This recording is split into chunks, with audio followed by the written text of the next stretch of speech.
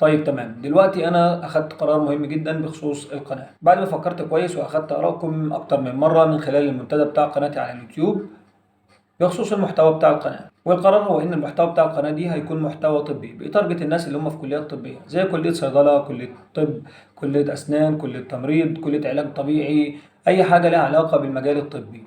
وأنا لما بدأت قناتي على اليوتيوب كان عندي هدف وهو إن يكون في محتوى طبي عربي على اليوتيوب يكون بكواليتي كويسة جدا زي القنوات الأجنبية اللي بنشوفها وبنسمعها على اليوتيوب.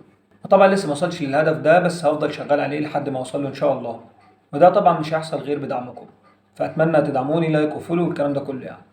طيب المحتوى بتاع القناة هيكون عبارة عن إيه؟ هو أكتر من حاجة بصراحة. أول حاجة مثلا نتكلم عن الأدوية، شرح كده للأدوية زي ما عملنا قبل كده في سلسلة دراجز اللي هسيب لكم اللينك بتاعها في الوصف بتاع الفيديو أو في علامة الأي هنا أو هنا هيظهر لك.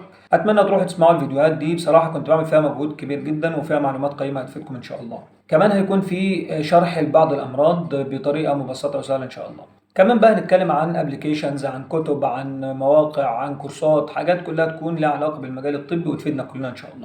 كمان برضو بفكر اعمل كورس OTC يكون بنفس الكواليتي بتاعت كورس الميديكال ترمينولوجي اللي عملته عندي على القناه قبل كده.